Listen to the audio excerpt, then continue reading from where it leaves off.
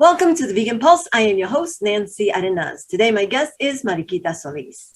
Mariquita is a vegan empowerment coach who transforms the personal and professional lives of her clients. She has spent many years in self-sabotaging relationships that were detrimental to her health and self-esteem. Mariquita's motto, "What is wrong with me?" has been replaced with "What is right with me?" She spent more than 40 years in battle with herself, working to silence her inner voice and power. Mariquita fell into patterns of living her life for others and putting her needs last. It was not until she acknowledged the cries of her inner child that her life changed. She took back her power and her voice to step up for all living beings and Mother Earth. Stick around. I want to introduce her to you. Hi, Mariquita. How are you? Good, Nancy. Thanks for having me. I'm excited to be here. Oh, I'm excited for you to be here as well. And before I get into that, though, I would like to ask you your journey into veganism. How was it for you? Well, I became a vegetarian in 95. I saw that 3-minute documentary, Meet Your Meat, with Alec Baldwin, and that just turned my life around. And so I immediately became vegetarian, and I went for many years vegetarian, and then I switched to vegan. And then I guess because I don't know why I went back to vegetarian, and then probably about 6 to 8 years ago, I went back to vegan, fully vegan, and I don't ever want to go back. And I'm just really happy to be a vegan because it aligns with my life. I love animals and I love the planet. So what better way to serve? Exactly. If you love animals, if you love the planet, if you love your health, if you love your family, you should be vegan. Right. That's the way I see it. Yeah, you're right. I mean, there's so many benefits. And people don't understand that, but, we're here advocating for veganism, and not out of selfishness, but rather to help people kind of flower into a more healthier person, a more compassionate planet, and, of course, to stop and end the suffering of animals. Yeah, I mean, it's a beautiful way to live in alignment with all of this beautiful planet and this being part of everything. Veganism aligns with all the beauty of the world. And you have a vegan empowerment coaching site, and this is what you do. So tell us about that. Well, I saw so many vegans that are struggling with anger and hurt and not knowing, not taking action, but staying in that, they're isolated and they're so sad. People breaking down at supermarkets in tears, and people angry at their mothers because they're not vegan, wondering, should we celebrate Mother's Day? And so it really hurt me to see this. I was doing transformational coaching, working with women in relationships also, but then I saw that there was this greater need, and it was something that aligned with my life. So that's what started me in this journey of vegan empowerment coaching, because many vegans are trying to force and coming from a place of desperation to change. And I want vegans to know that you can live in peace and you can come from a place of power and a place of grace to change lives. So that's really what I'm here to do, is to guide them on their journey to peace and see what the big blocks are that are holding them back, because there are 3 big blocks, and one is isolation. And I see that so many times with vegans, where they get depressed and they isolate themselves or cut off their friends and family. And then the shame. Someone asked me if I was ashamed of the way that I had been eating meat for so long. And, I'm sad about it.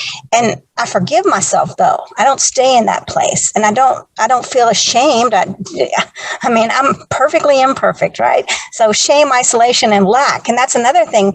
Some vegans don't want to celebrate just the tiniest wins, and we've got to celebrate. It can't be, everything's doomsday. I mean, there was a fur farm that I guess they shut down. They're shutting it down. And I saw a comment, this was on Facebook, and they were like, "I'm not celebrating until the pigs are free too." Well, let's celebrate these beautiful lives of these, of these fur animals, right? I'm not sure what kind it was, but why not celebrate? And so that's why that they're staying in this trap of sadness and depression. And I want to be the solution for them. in my coaching programs.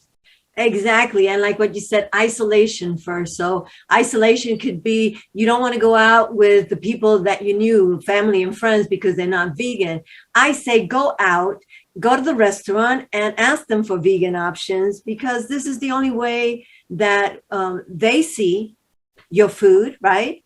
And then this is the way that you also educate other people. Hey, it's not just the vegan staying at home eating. I mean, there's people out there, there's a demand for it. If you don't do that, then again, you're not helping forward the vegan movement.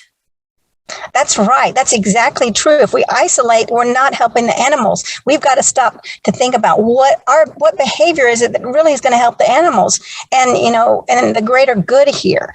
So that's, and just getting stuck on in those places is so sad. I mean, we only have a certain amount of energy a day. And so are we going to take it isolating ourselves and crying and being mad? Or are we going to take that beautiful energy that we're born with and put it to action for the animals, right? That's what I want to see. I want to see that too. The second thing that you touched upon was anger, how you're angry.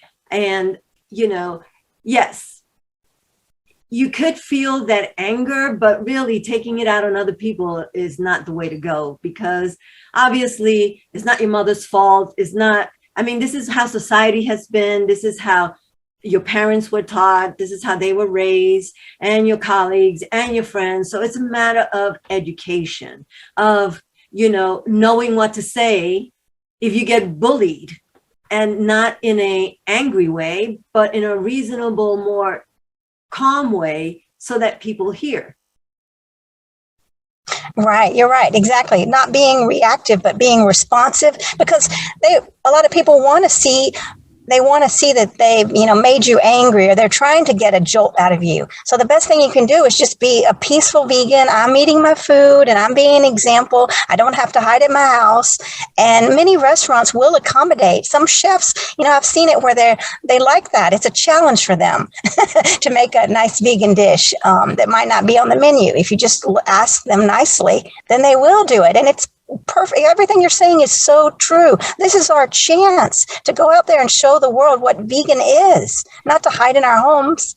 And usually when that happens, when I go out to eat in a restaurant or wherever I'm at, and I'm with people who are not vegan, they usually take an interest in my food. And sometimes they're like, oh, I want what she's having, because they don't even think about it. It's like, it's a habit, right? That it's been ingrained into us. It's like, we just go around, all right. This is what program. Right. Program. Exactly. So this is what we eat, but this is a way to start changing that. Yes, you're so right. And I have a lot of friends too, that anytime I'll be sitting down with my food, they'll be very curious about it. They want to ask and they want to taste it. And so that's why, I was watching an interview, and I don't remember her name, but she was talking about potlucks. Maybe it was Victoria Moran who was talking about potlucks and bringing the most tasty meal. So people are very interested, but you're not throwing it in their face, so they're eating it and they're like, oh my gosh, what is this? And here's the recipe, a very graceful way of presenting. So instead of just isolating. I did hear a story of someone at a meeting at work where she was sitting all alone because she didn't want to sit with the meat eaters. And so that was a problem in the company. And she was feeling very, very angry at the company, but that was her chance to show this beautiful food. And, vegan food can be so colorful. Right. And so different. It's like magic. So that was your chance to shine, not cry in the corner. My heart goes out to all these people. I'm telling you, I'm laughing, but it's really, really sad. I want to help them. You don't have to be sad. I'm telling you, you just don't. I love that. Take your time to shine instead of cry. I love that. The other thing you said that, that people trying to make you feel guilty. So for me, I went vegan for the animals about 7-8 years ago. I can't remember anymore. But I'll tell you one thing. At first, when I went vegan, I was very sad, and I got very angry as well at different things. And then I felt very guilty because I had, subsidized this cruel industry by eating flesh all these years. But then instead, I said, you know what? This is what I do now, trying to advocate in my publications, in my podcasts, in my Veg Fest, and in my presentations. This is my amends to the animals, because this is the only way. If I stay just to myself and feel guilty, it doesn't do anything. Forgive yourself and carry on, like you said. Yes, amen. You're right. Compassion and knowing that it's a process. I